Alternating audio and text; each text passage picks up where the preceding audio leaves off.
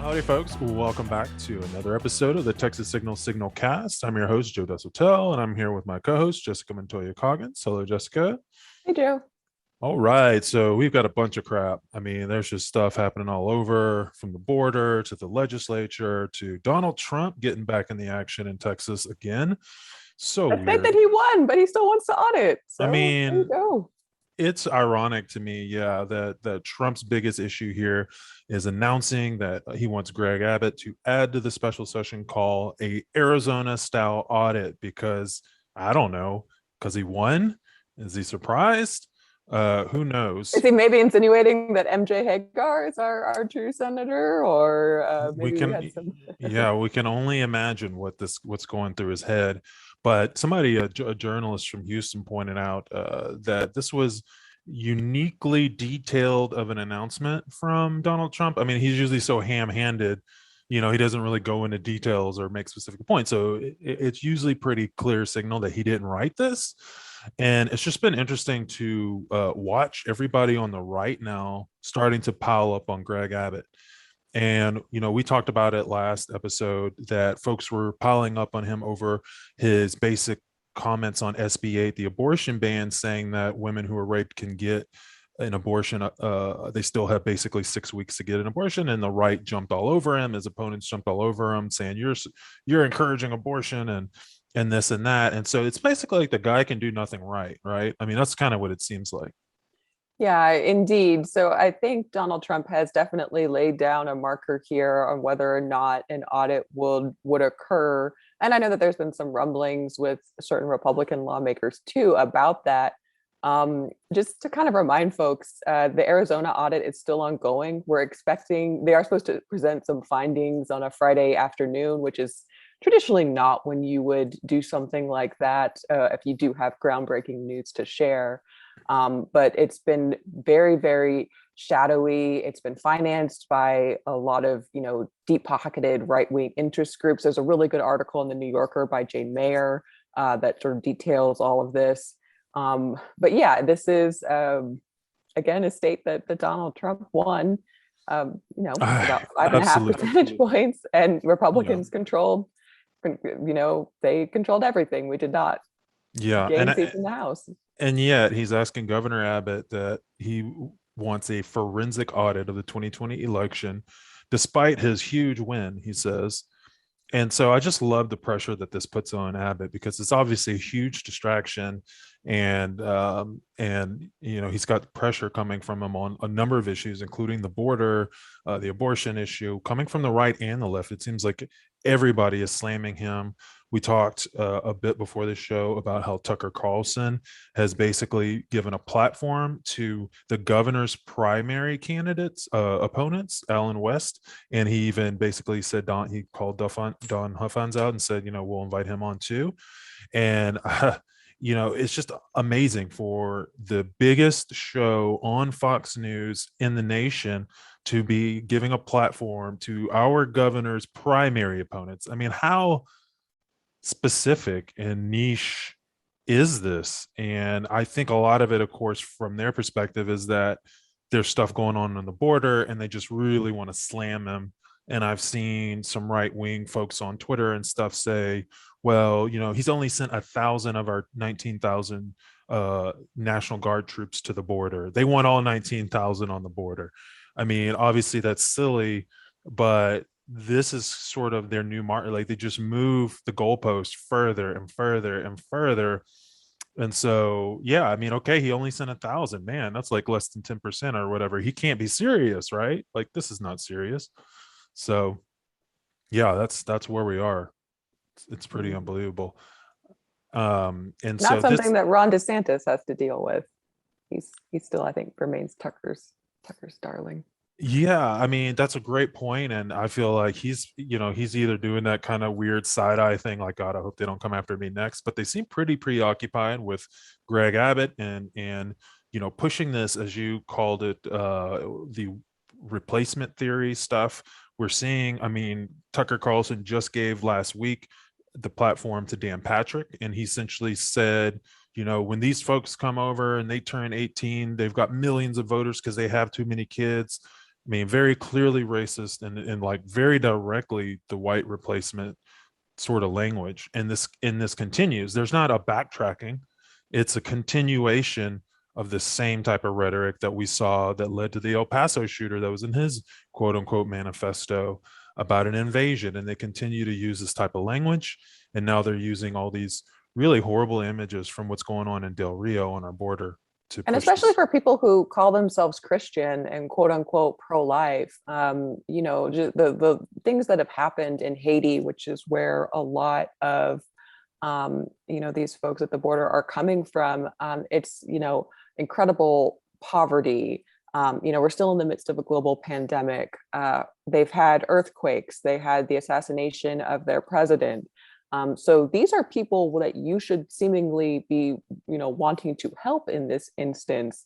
A lot of these folks probably even have relatives or ancestors that also came, in dire times to this country. That's sort of the whole point. That's what you see etched on the Statue of Liberty. But that's kind of not where they are. And yes, many Republicans have been repeating this white replacement theory, as Dan Patrick really crystallized, and it's very, very heinous. And you are exactly right that is what was in that manifesto of the El Paso shooter. So those words have consequences, and the more that they keep repeating this, the more it gets sort of ingrained into a lot of their base, and it's sad and scary. It is. And we're seeing, poll after poll in Texas has shown that their number one, their top concern is the border. And then the next one is immigration. So obviously we connect those. We think about the border and immigration as, two different parts of the same topic, but they are number one and number two on the minds of at least conservative Texans. And so it's their bread and butter. And they go back to that well over and over and over again. And, I saw a recent poll that just came out from, I think it was the Texas Tribune, basically showing that folks, conservatives, Republicans, by a huge majority, think we don't spend enough money on the border.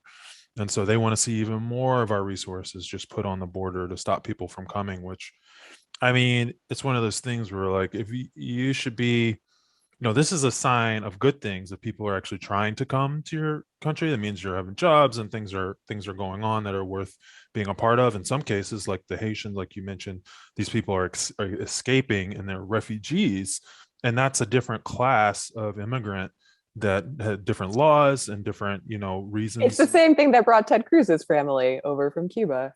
Yes, but there you go. You nailed it. Cuban. That's the difference. And we have a completely different policy on immigrants from Cuba. Why? Because we hate communism so much. And so anybody who's against communism must be a friend of the United States. So that's how it's been treated. But we also know that there are other differences as well that seem to be highlighted with all of this. As they say, the preponderance of evidence is that there's some replacement theory stuff going on here, these narratives. And so, yeah, all of this to say that this has been piling up on top of Abbott, and that is happening even before this latest sort of barrage of attacks. He was getting attacked over his COVID policies. And so I did want to try to share a quick video, if I can, of a Lincoln Project video ad that was set to play at the University of Texas during the football game, but then was subsequently apparently pulled down in the moments. The reports I saw was like in the 10 minutes right before the kickoff, this ad was pulled. And so, of course, Abbott, being the governor and an alum of UT, people were asking questions about, was this politically motivated and whatnot.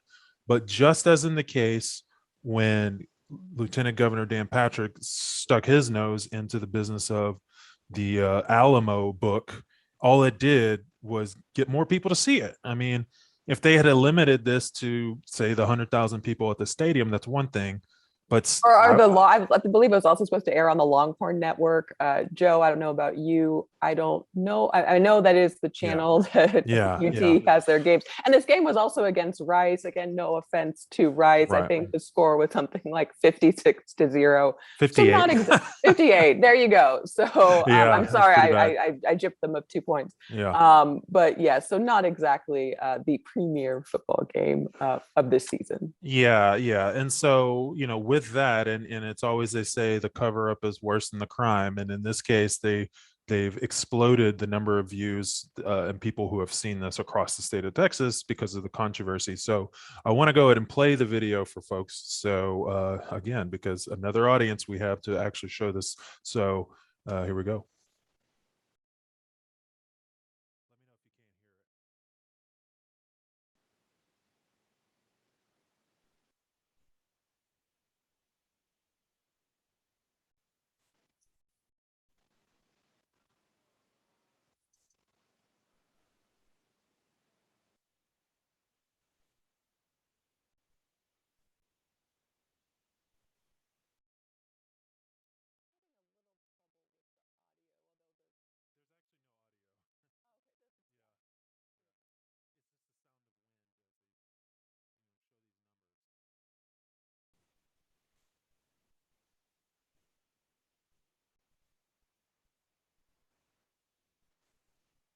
Wow. So for those who are listening, this is an extremely powerful ad. This is by Lincoln Project. And essentially it starts out with views of, Texas desert. There's no people in this ad at all. But the illusion that they're drawing here, they're showing the number of Texans who've been diagnosed with COVID. The total 3.8 million. 3.8 million. Then they flash the number, the 60,000 who have died.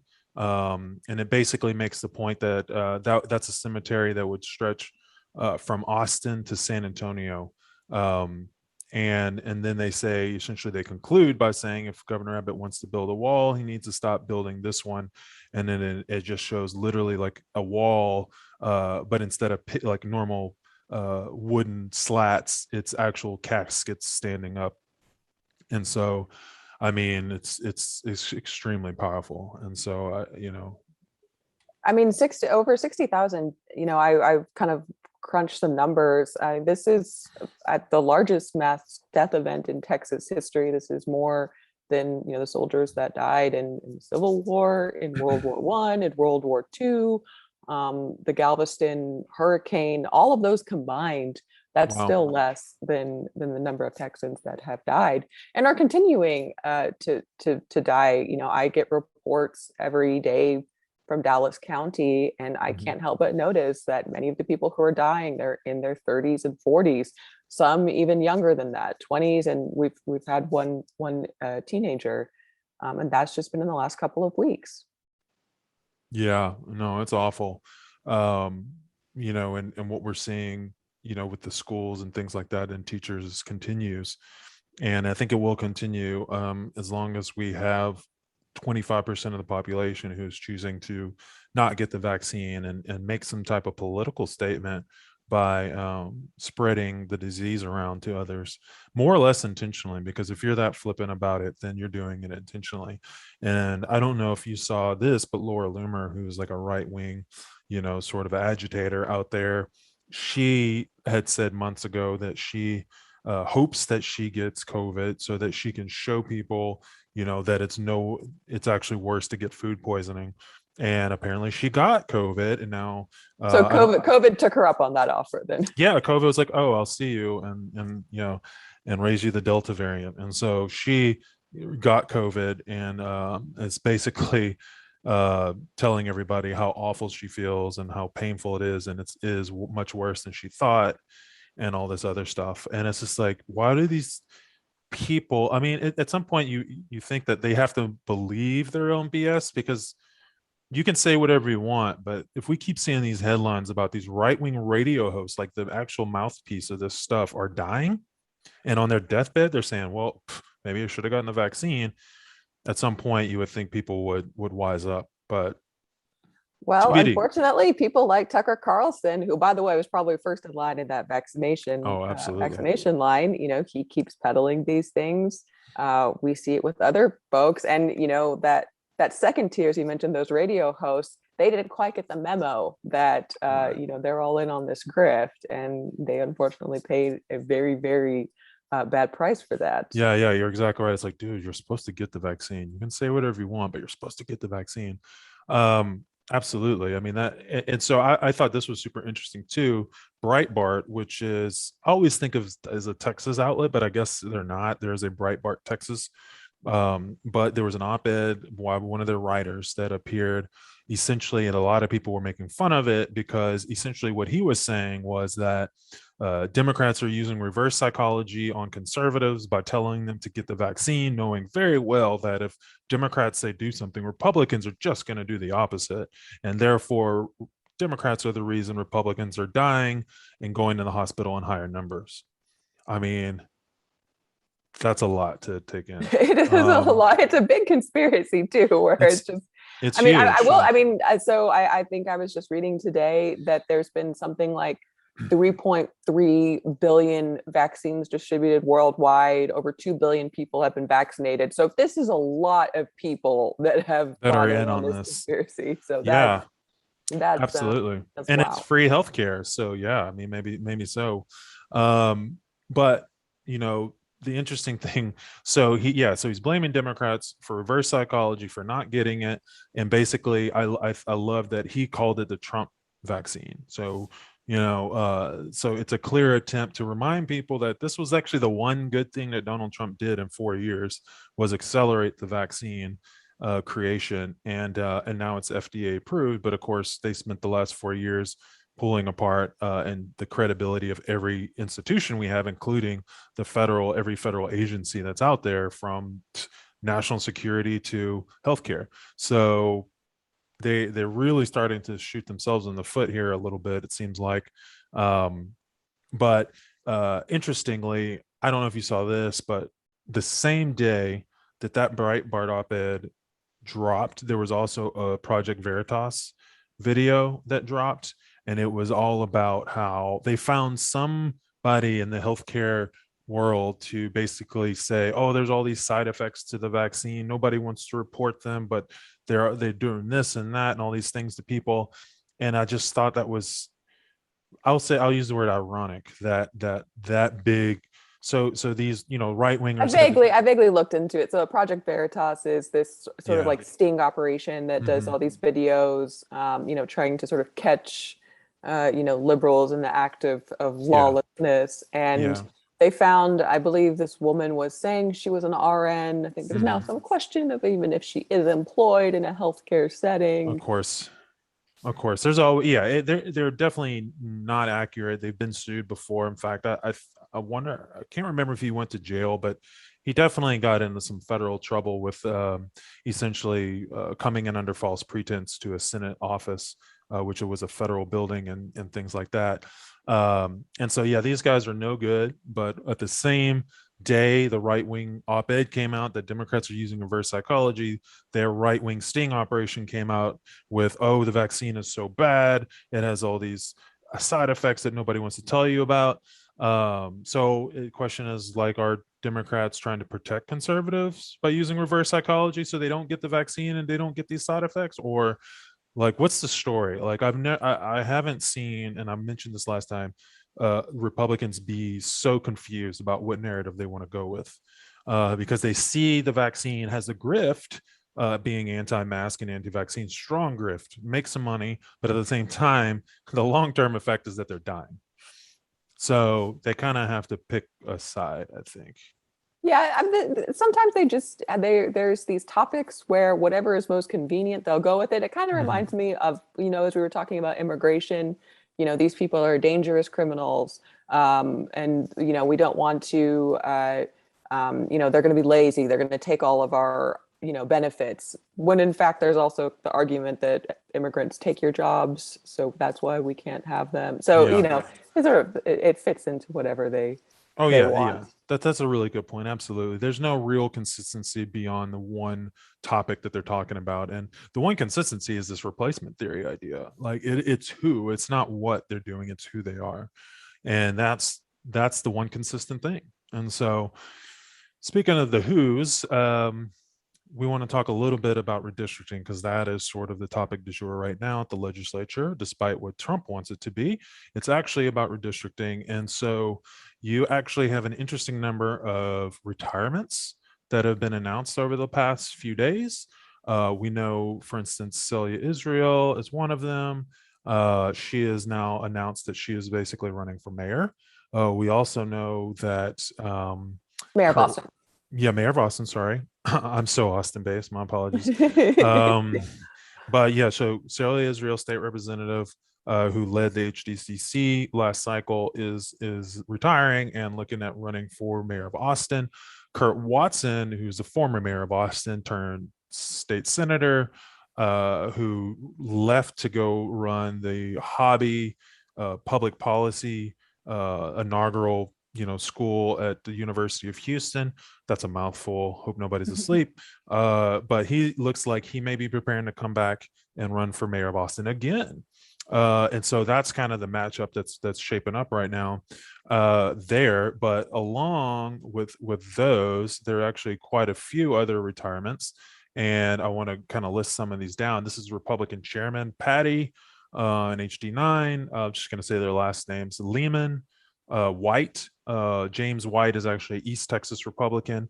He's like one of maybe two Black Republicans, and maybe the only Black Republican in the legislature. Last name White, ironically, but he's actually retiring to run for Ag Commissioner, so he's going to be challenging Sid Miller, which should be fun. Yeah. And then Celia Israel, which you mentioned, Parker, Republican, Michelle Beckley, a Democrat from your area, North Texas. And she's out running for Congress. She's running for Congress. Thank you. Yeah. So a lot of these people are trying, they're not leaving politics. They're trying to make moves. Sanford, I don't know if he's retiring or coming back. He's a Republican from HD70. Kraus, Matt Krause, we know he's running statewide for AG, for Attorney General. He's already announced that, so he's leaving that Republican seat open, which is, depending on redistricting, could be a pickup for Democrats. We certainly challenged him this time around and got relatively close. John Turner, Democrat of North Texas, we mentioned before, is actually my representative. There you go. Well, I guess, but soon to be former representative. So when are you announcing? That is a negative. Although I do know my friend Liz Ginsburg. She has announced, so I believe right now she's unchallenged in that. So she check her out. Ginsburg? But this Man, so what a great name to run in a Democratic seat. People will love that. Yeah, we will also see if this district remains the same or if it gets changes in any way. Yeah, and also Murphy. I did mention Murphy, but Jim Murphy is the GOP Republican caucus chair in the legislature. He is actually retiring as well. So a lot of senior chairmen in the Republican caucus are not coming back, and that's pretty interesting to watch and see, how that might affect the Democrats' ability to sort of take the House back. But yeah, I think that. Oh yes, I did want to mention one more thing that I thought was pretty funny. So regarding redistricting, Dawn Buckingham, who is the current state senator from Central Texas, has announced that she is running for land commissioner because the current land commissioner, George P. Bush, is running for AG. So she's running for land commissioner, and the person who's running to replace her in that Senate seat is the former Republican, the only Republican that was on the Austin City Council. Her name is Ellen Troxclair. She's running for the Senate seat. The funny thing is she's been running for months, getting statewide endorsements, like that really matters. But she was recently in the Senate maps that just drawn out of that district. So it's really hilarious. She's been raising money. She's gotten all these endorsements. Of course, talking about how she's going to, take down liberal cities and do all this stuff. And then she gets drawn out of the district. So that's really funny. And I hope that she doesn't get drawn back into the district, because that would be really great. And anyways, I don't know, that's just a karma thing, I think. But my guess is she will work very Oh, they hard. must really not like her because I know that so there is a current, I guess, rough draft of the state Senate map, and I know my current state senator Nathan Johnson. They did a little carve out for him. So if you notice, there's like this one little jutted out little square, and that's where Nathan lives. So So they're going to make these people move or have to run in a different district. Obviously, the goal is to make them retire, but we'll see. We'll see how that turns out. But it's TBD on those maps. Um, I did want to touch on really quickly the SB 8 stuff because that's what we've been talking about, the abortion ban for the last few weeks in national news everywhere. Lots of businesses, big businesses, Fortune 500, Fortune 100 companies have made announcements about, potentially moving employees out or not coming here. You also saw another very famous TV guy from The Wire. Can you talk a little bit about that? He made a comment about not coming to sure, sure. Texas. So David Simon, who is the creator of The Wire, which if y'all have not seen it, you should definitely watch it. It's a very, very good show. He's also done Treme, The Deuce, a couple of other projects. So he's pretty well known. And he was set to film something in Texas, actually up in my neck of the woods, Dallas, Fort Worth. We don't know quite what it was about. But that production will not be in Texas. Basically, his statement said that he cannot endanger a cast and crew to come here, so they will just find another place, probably New Mexico. That's when we don't actually have great filming incentives in Texas anyway. So a lot of things that you think are shot in Texas, movies like Hell or High Water, Mhm. they're usually over in New Mexico. Yeah, Um, we used to, and and also Louisiana has a lot of incentives too.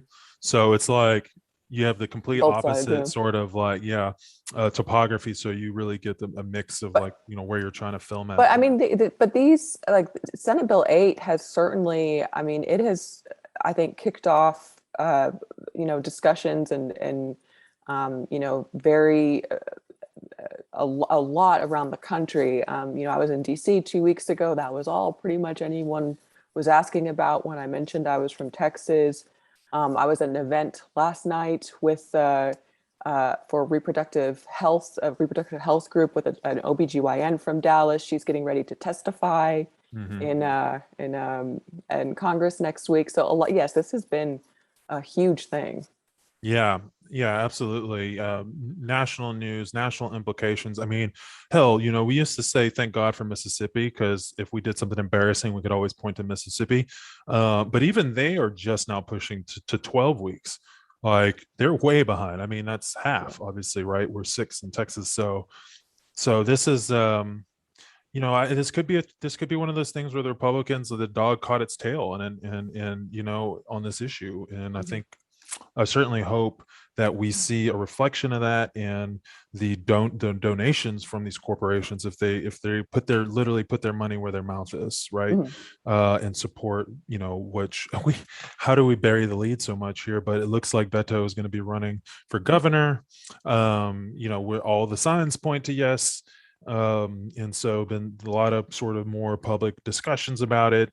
Thank It's God. I don't think I could deal with Matthew McConaughey's run. Oh my God, no, no, no, me either. Yeah, there's all these things that we've been talking about. He hasn't said a peep about, and so yet the poll still shows that he's ahead. But we can all presume that that's because he hasn't said anything about anything. So, and as soon as he opens his mouth, it's going to be like, okay, you agree or you disagree, and it's going to polarize his supporters.